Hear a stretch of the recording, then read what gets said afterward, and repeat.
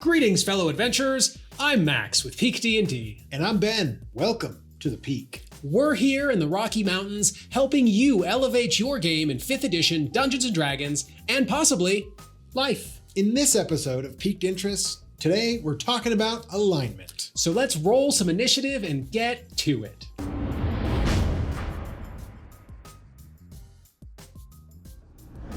In last week's video, we covered the 9 core...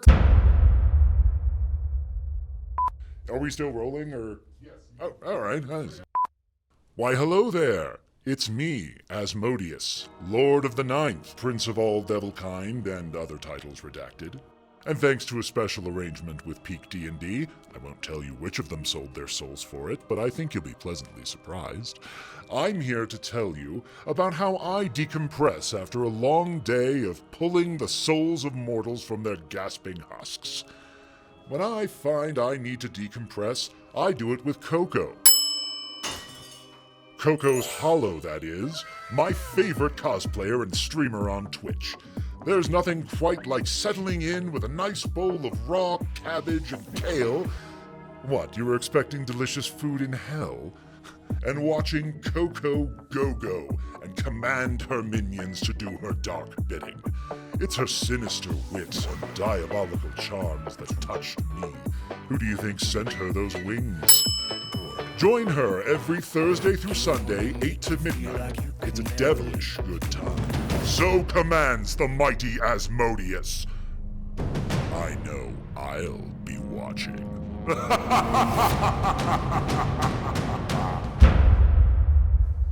Again? Man, I'm starting to think we should not have signed that contract. The 9 core races found in the player's handbook for 5th edition Dungeons & Dragons is what I was going to say. But this week, we're forging ahead into new territory. In hopes of continuing your education, getting you familiar with all the basics of the game so that when you sit down at that table for the first time, you can make a character you love. We're going to talk about alignment. That's right. This week is about getting your chi aligned and harmonizing with your chakras.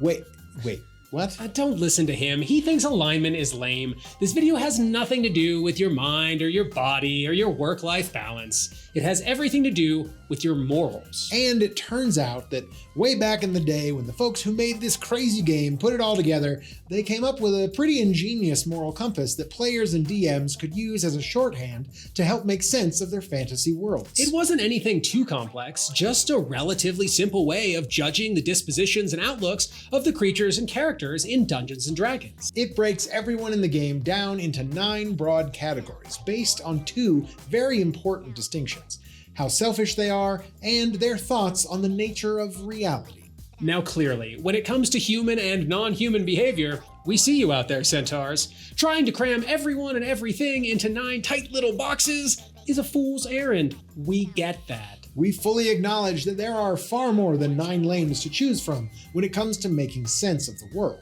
That said, when it comes to populating an entire multiverse, it's handy to have a codified system, quick and dirty though it may be, to get a sense of how each merchant, noble, cop, robber, deity, and demigod behaves. So instead of taking the time to figure out each and every one of these people's unique views of free will, fate, good and evil, they created 9 general categories.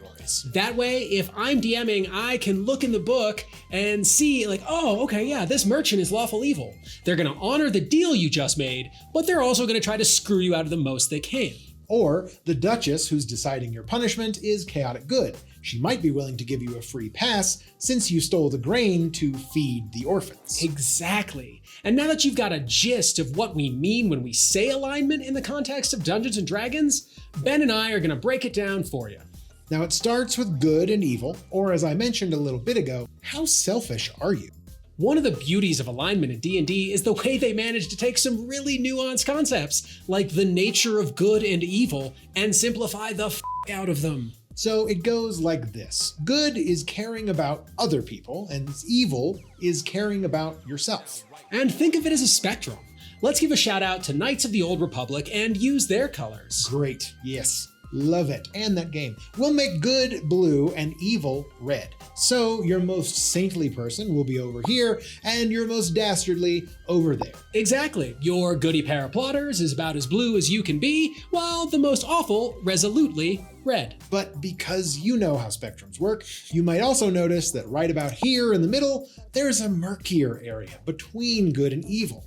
This is the neutral. So, everything that has an alignment in Dungeons & Dragons, which is most everything except inanimate objects, is either good, evil, or neutral. Blue, red, or gray. The more empathetic and altruistic the character, the more good or blue they are on the spectrum. Likewise, the more self-interested and less concerned about hurting others, physically, emotionally, monetarily, you name it, the deeper their shade of red. Then, of course, there are those who aren't as concerned with how their actions help or hurt anyone, possibly because they have other principles they use to guide their lives, and these people would be considered neutral. Yes, so glad you brought that up, Ben, because in addition to the spectrum of good versus evil, there's a second spectrum used to determine alignment. This one has to do with law versus chaos. In order to keep things as clear as we can, we're going to use a different set of colors for this continuum. Purple and green. Let's make the green side law and the purple side chaos. Let's. Now, again, just like with the good and evil scale, you'll notice that in addition to the two opposing poles, there's a middle ground. When it comes to making sense of these spectra... I'm gonna take it from here, if you don't mind. At the risk of getting way too nerdy, I think the history of science can help us illustrate law versus chaos in Dungeons & Dragons. By all means, Professor. Thank you. In the 1920s, there was a huge debate in the field of physics regarding the nature of reality. Einstein, perhaps you've heard of him, was on one side, and on the other was Niels Bohr and Heisenberg. Oh yeah, the guy that made the blue meth. Love that show. Close. Anyway, the debate came down to the role of chance in the universe. See, Einstein believed the universe was governed by laws, that there were a set of rules, that E equaled mc squared, and he spent his entire life trying to prove just that. So Einstein was lawful? Yes, and Bohr's and Heisenberg and the other quantum theorists that subscribed to the Copenhagen interpretation were chaotic. To them, there weren't so much rules as probabilities, and randomness and chance were the closest thing to laws that there were. Okay.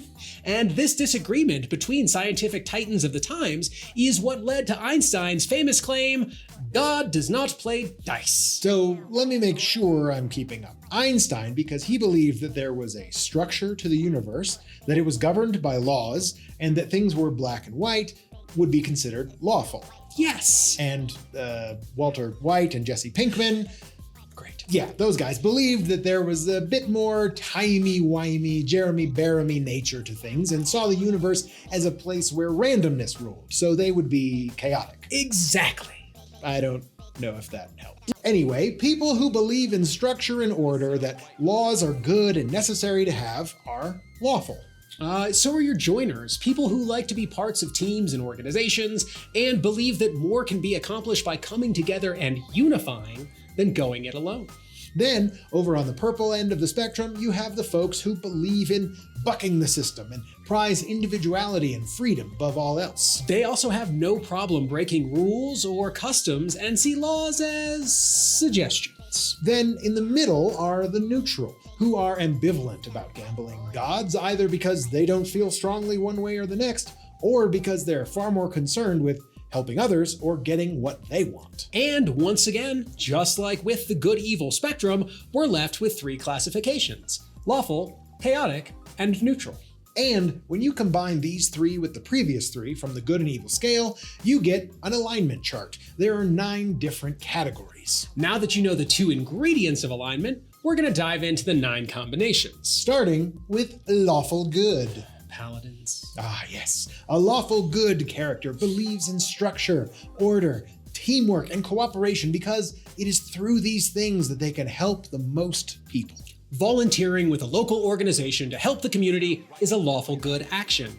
Telling the truth, respecting authority, obeying the law, and believing in the system are too, provided that doing them helps others. There are lots of lawful good characters throughout fiction. They follow rules and help others. Superman and Hermione Granger are prime examples. I would say post-Microsoft Bill Gates is another. He uses his wealth to start organizations to help people. Lawful Neutral is the alignment of the ideal soldier, someone who doesn't question orders and does what they're told without giving too much thought to the way their actions affect others. Yeah, and they aren't really in it for themselves either. These are your team first type people. Think offensive linemen in football, or basketball players who focus more on rebounding and playing defense, not putting up points. Captain Jean-Luc Picard is one of my favorite examples of lawful neutral. He always uses the prime directive and uses it to make hard choices when presented with a decision. Someone who believes in structure and order above all else is lawful neutral. However, someone who uses the system to get ahead, that person would be lawful evil. They care more about themselves and their own wants than the needs of other people. Darth Vader is the popular example of lawful evil. He is in service of the Empire, wants to restore order and rule the galaxy, and has no problem killing. In the words of the 2nd edition Player's Handbook, these characters believe in using society and their laws to benefit themselves.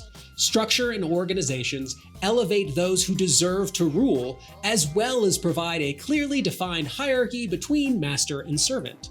To this end, lawful evil characters support laws and societies that protect their own concerns. So politicians and corporations. Ugh, that is sad. I know. On to neutral good. These folks care about helping people more than anything else. They have no problem breaking laws or following them. They do what they do to create the greatest good possible. Popular examples include Luke Skywalker, who disobeyed his master to help his friends, Harry Potter, Mal from Firefly, Spider-Man, and the Doctor from Doctor Who. Turning an eye toward the real world, I'd say Dr. Martin Luther King Jr., Gandhi, and anyone who protests and practices civil disobedience in order to stand up for others and enact change is neutral good. Which brings us to true neutral, an often misunderstood alignment. It isn't that people who are true neutral don't care about anything, it's that they believe in balance. The Ents from Lord of the Rings get pointed to as examples of true neutral characters. Another one is Severus Snape. He was a double agent. He actively served evil and was generally a dick, but secretly he was doing it all for the good agenda. Nature, as it's personified, is true neutral, and I think Ray Bradbury sums it up best in The Illustrated Man. Too much of anything isn't good for anyone. Next up, neutral evil. These are people who literally care about nothing other than themselves. Not you, not me, not anyone. Unless, of course, that person can help them get what they want. And even then, they certainly don't care about the costs. Narcissists are probably neutral evil, corrupt politicians and dictators. Basically anyone who's in power, who has no problem using, changing, or breaking the laws to protect that power, would be neutral evil. Voldemort was likely neutral evil. The xenomorphs in the Alien franchise. I feel as though you could make a strong case for number 45 and a certain sad turtle man. Selectively enforcing laws and obeying them when it suits you and your ends is pretty textbook neutral evil. But enough about them, let's move on to chaotic good. Robin Hood being the exemplar of chaotic good.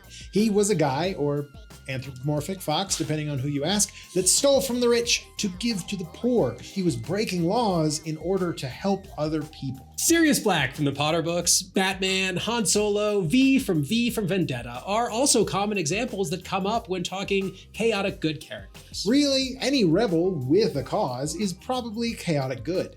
You could make a case that your entrepreneurs in real life who start companies that try to change or save the world are as well. Folks who don't really care about helping or hurting others, but are really just in it to have a little fun and make a little mischief and shake things up, they are chaotic neutral. Captain Jack Sparrow from the Pirates of the Caribbean movies and Deadpool are two prime examples. Cats. You mean like the movie?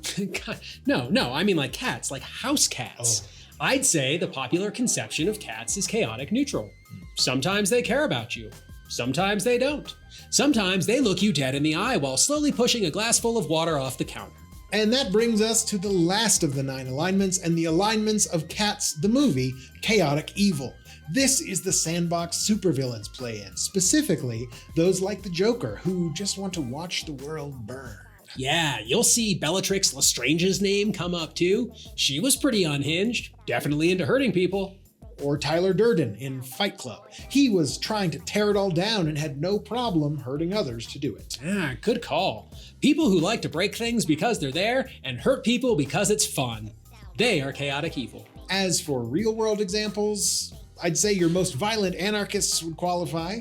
So might those folks working to tear down institutions and organizations with blatant disregard for others in order to get what they want. I know Ben and I have thrown a lot at you today. Oof.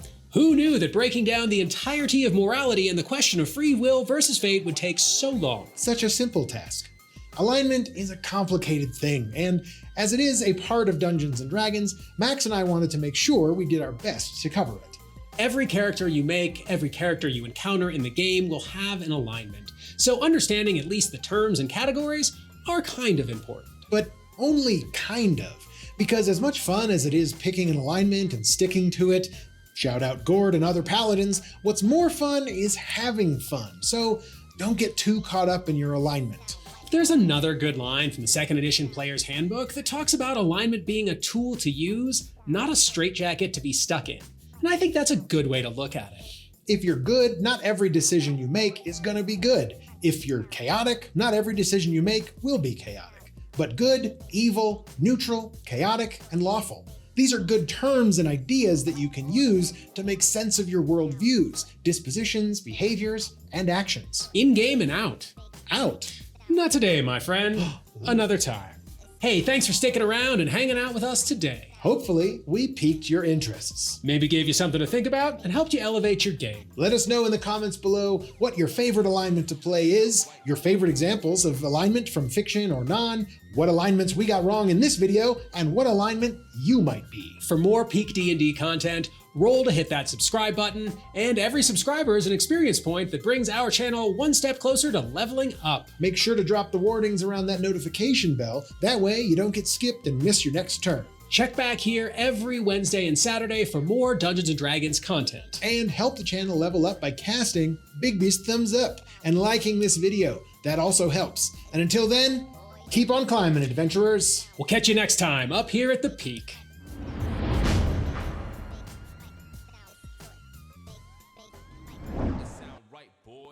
I don't You know were why. feeling it. I was feeling it. You I were was, feeling I was like, oh, I was channeling my inner Max. All right, it's okay, man. Eyebrows all fucked up. Get your shit together, Ben.